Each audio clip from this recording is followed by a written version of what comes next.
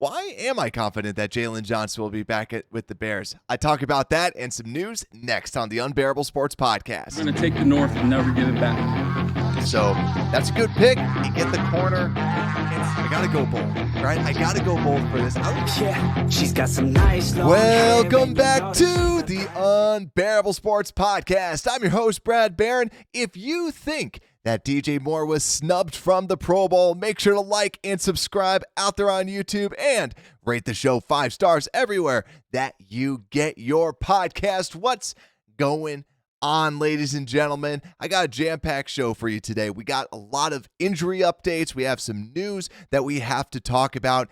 And also, like I mentioned before, we got to talk a little bit about Jaylon Johnson because there's a lot of stuff going on, and I see a lot of people messaging and like, oh my gosh, we got to have Jaylon Johnson. What if we don't? What if we don't?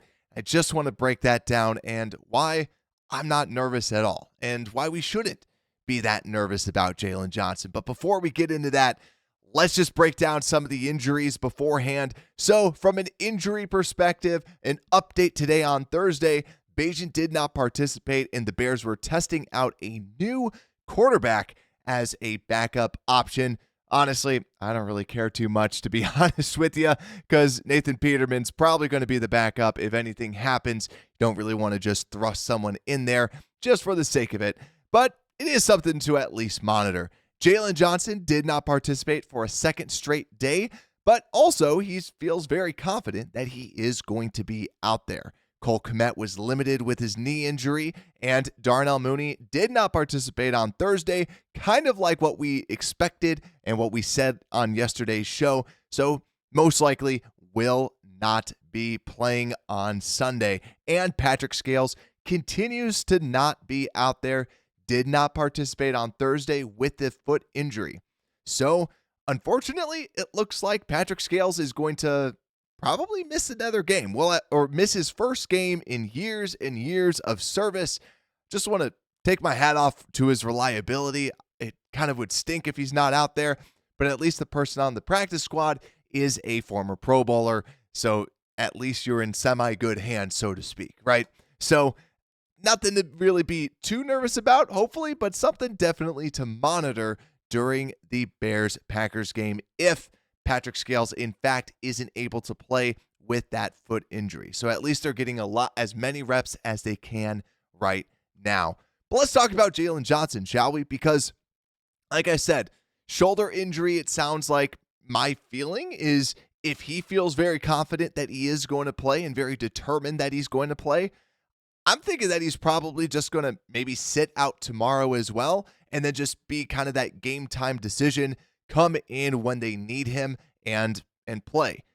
Benefit, we have Terrell Smith. We talked about it on the show yesterday. Terrell Smith has been playing very well, right? He's not going to give you those huge splashy plays like Tyreek Stevenson does, but he's always a very sound, fundamental type of cornerback that's out there. So let's actually talk a little bit about Jaylon Johnson.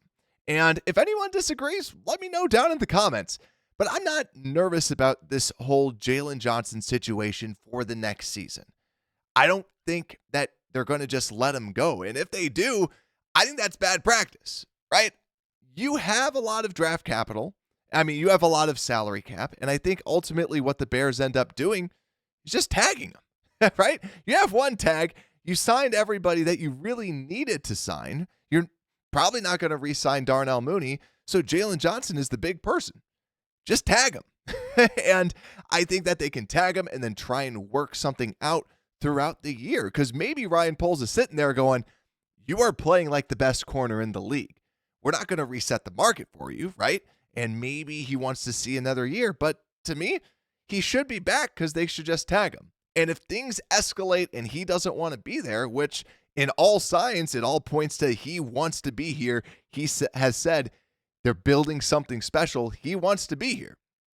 If everything goes south, do what the Packers did with Devontae Adams and tag and trade him. That's the only way I could see him not being with the Bears. It's bad business to not have him there, and it's stupid to not tag him. So that's where, for me, I feel like they're just going to tag him or give him a contract extension. I think that a trade or just letting him walk is highly, highly, highly unlikely. So he should be back, right? And I hope that at least kind of helps some people out, because on Twitter, there's just so many people like, we don't have him. I agree we need to re-sign him, but I do feel confident that he will be back because of the tag. So let's talk about Pro Bowlers, right? Because Jaylon Johnson just made his first Pro Bowl. Also, Montez Sweat just made the Pro Bowl. Feels good. It feels good that we actually have some Pro Bowlers out there, but I want to ask the question out to all of you. Who was snubbed? Because that's the big piece. And unfortunately, this is the way that Pro Bowls go. You see who gets in, and then it's who got snubbed. Montez Sweat, I think there's no question. He was playing so well, and you see the uptick with what the Bears were able to do. And then Jaylon Johnson playing like the best corner in the league. I just saw someone tweet it out that Jaylon Johnson has allowed only one game of 25-plus yards this year. He's quietly been his own Revis Island, and so incredibly underrated this year, where now people are finally learning who Jaylon Johnson is. He's had an absolute incredible year. But to me, the biggest snub was obviously DJ Moore. I think that he deserved to be there, and you saw what his impact made. And you look at who else was around him. Darnell Mooney did not look like the receiver that myself and a lot of other people thought he was going to be. And then TJ Edwards, on the flip side, is the other huge snub. And I think what's criminal is that his snub was more about the way that the Pro Bowl is set up. That the Pro Bowl is not favorable to these inside linebackers. You only get 2 spots. And they need to fix it, because you allow for 6 edge rushers, because you have 3 at defensive end and then 3 at the outside linebacker position. You should just have linebackers, edges, defensive interior players. That's how the system works. We've been in this whole nickel coverage forever. It's been like a decade that the base coverage is basically nickel. They need to change the Pro Bowl up, because Edwards deserves to be in the Pro Bowl, and DJ Moore deserves to be in the Pro Bowl as well. So those to me are my 2 biggest snubs. Let me know what you think. Did Cole Kmet deserve to be in? Did Justin Fields? Did Tevin Jenkins, right? I think Tevin, just because of the injuries, was off. But yeah, let me know if there's anybody else that I may have missed on that list. But speaking of TJ Edwards, let's talk about what he just said on the Ross Tucker podcast about his head coach, shall we? The way that he allows us to, again, kind of speak our mind on things that we're seeing on the field, or even how things are going week to week in terms of the process that we have as a team, I think that speaks volumes. I think there's a lot of guys who, again, are, kind of stuck in their ways in terms of what they want to do and how they want it to look. And he's one of those guys who adapts to his people that he has in the building. And that's big time as guys in the locker room. You just respect that. You want to play for a guy who does those things. And also he's aggressive as hell, man. And I love that. I love his energy, his passion. And he wants to go dictate his terms every Sunday. And that's something we love. Yeah, you heard it from him, right? To me, that makes you feel good about Matt Eberflus. And I think that the big key takeaway is that whole being flexible, adjusting. And I think that that's key, because we know how Matt Nagy was. And Matt Eberflus, I know the big question was, why is this defense not changing? And hearing it from someone else that, hey, they started changing up their defense and they started adjusting. And you see that on tape as well. Last year, they ran the same stuff over and over and over again. And that's where a lot of it, you can feel maybe that was an Alan Williams thing, right? He has to run Matt Eberflus's defense. So he ran it and he didn't want to change anything. Matt Eberflus, it's nice to hear that it's changing up, right?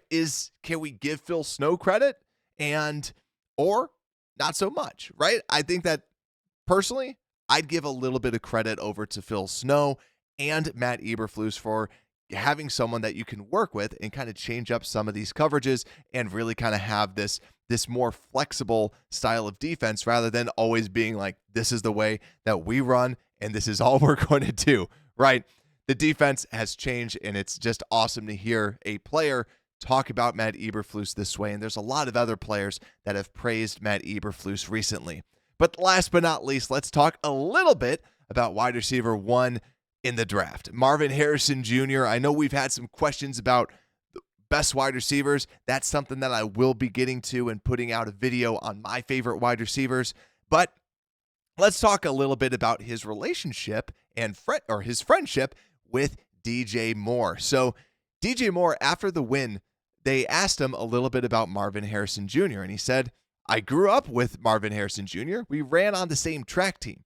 Whatever we do in the upcoming draft, we get whatever we do, we get him.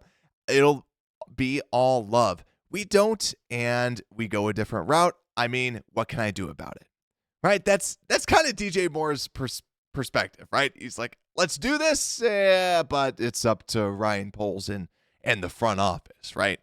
And obviously, I hope that they get Marvin Harrison Jr. And also, it sounds like Marvin Harrison Jr. also wants to be on the Bears because the amount of times he's just going out there on social media and liking tweets from DJ Moore about Justin Fields, different things like that, where, yes, he's a DJ Moore fan, he's a DJ Moore supporter, and that's the big thing is, right, you want people that enjoy being around the same people, and it seems like adding a Marvin Harrison Jr. is just going to keep the good vibes going. So I don't know about you. Let me know who you want them to draft at the wide receiver position. Are you fine with Rome Odunze? Are you fine with Malik Neighbors? Or are you like Marvin Harrison or bust, right? I'm kind of in that boat, Otherwise, I think that Marvin Harrison is just such a special talent. But like I said, let me know down below. But also, it's Packer week. So only a couple more days where we get to see the Bears knock the Packers out of the playoffs. I can't wait for that. And if you can't wait, make sure to like and subscribe out there on YouTube so you don't miss a single update. And download this show on everywhere that you get your podcast. Thank you all so much. And with that, Unbearable Sports Podcast, we are out.